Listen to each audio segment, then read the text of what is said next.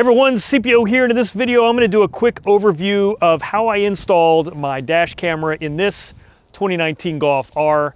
I put in a Blackvue DR900S 2-channel dash cam and a Cellink Neo battery pack. So I was going to do a how-to video, but this is more of a how-did video. I'm just going to shortcut the process by showing you what I did, where I routed wires, and any tips I might have along the way. Let's take a look at it. All right, so there's the dash camera. Again, it is the DR900S 2-channel. So I have a forward-facing camera and a rear-facing camera. Everything that I mounted it with and used for mounting, including all the wiring, is what came in the various boxes. So I didn't have to run any additional wires or extend any cables or anything like that.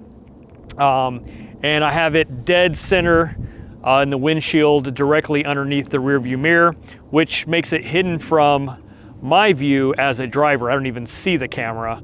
But I'm sort of a nitpicker when it comes to the camera placement. I like it dead center so that I get a consistent view left to right. So that's the camera.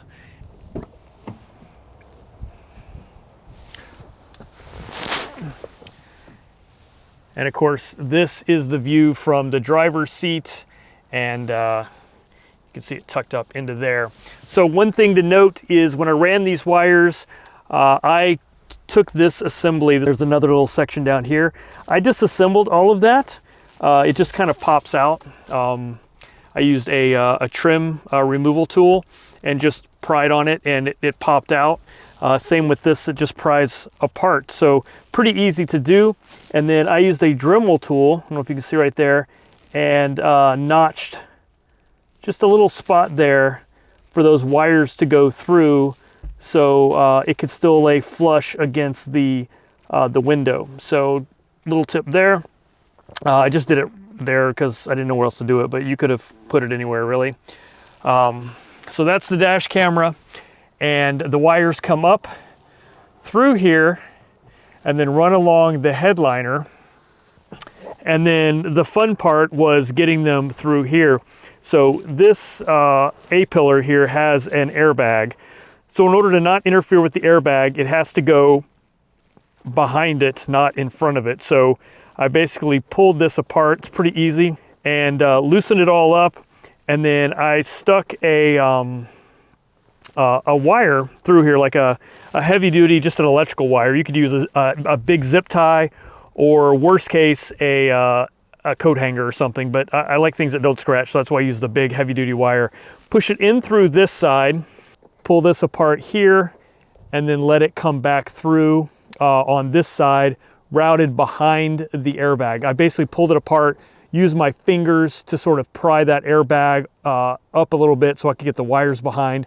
It wasn't too hard. It's harder to show you on camera than it is to do. So two wires, one of them was the rear camera wire and the other one's the power wire. Push the feeder wire through, tape them to the end, and then drug it back through, pulled them over here to length where they're now installed. So then I have the power wire running down this way to here, and the rear camera wire is just running along the inside. Let me just come back here. So I found some really good instructions on the internet. So I'll put a link in the video description. I'm not going to recreate those instructions, but I ran it along the edge of the headliner, just pushed it up in there, and then brought it through here. All of these little panels just pop off, and it's actually running up through here, which was pretty easy to do. I didn't even have to take these off. I just sort of fed it through. And then this panel comes off pretty easy, and you can see there where the camera is mounted on that panel. And then when I close it, you really can't see it through the tent, but it's pointing straight back.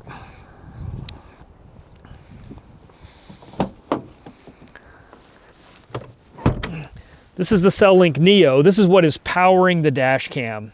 And the way I have the wires run here, this is just Velcro to the floor underneath the seat. And the wires run, they run around the console, around this way, and then up into where the fuse box is. And I basically just shoved them, you can see here, up inside there, and just, you know, pushed them up in there and ran them. I had enough cable to run them all the way around. And then on the driver's side, there's also, this is a T20. I used that to remove that screw, and that loosens up this whole thing, and I was able to feed it up inside there. So let me go over there and show you here. So same thing right there. And then another T20 is right here. I loosened that. That allowed me to bring all of the cables up into here. And then let me pull this.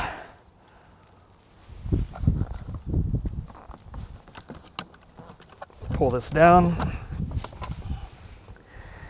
And everything is there in the glove box. The Cellink B is tapped into the cigarette lighter adapter, because that's a very nice high amperage output right there.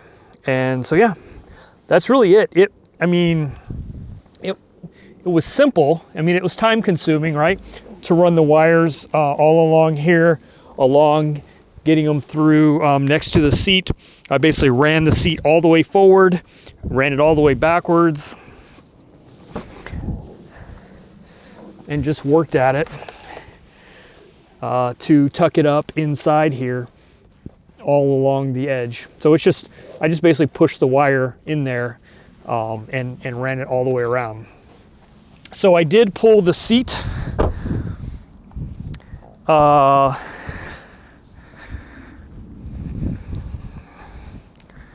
The reason I did that is so I could run the wires underneath the seat rail.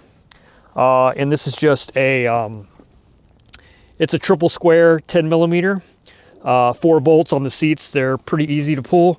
Getting the tool is a little bit challenging because not everybody carries triple square.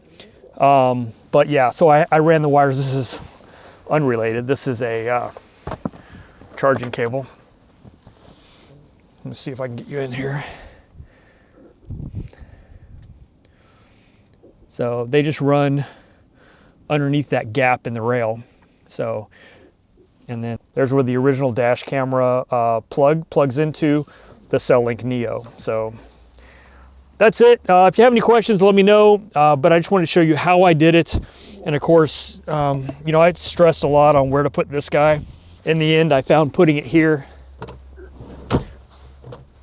underneath the passenger seat was good enough, because it's fairly well hidden from view and not in the way, but also easily accessible if I need it.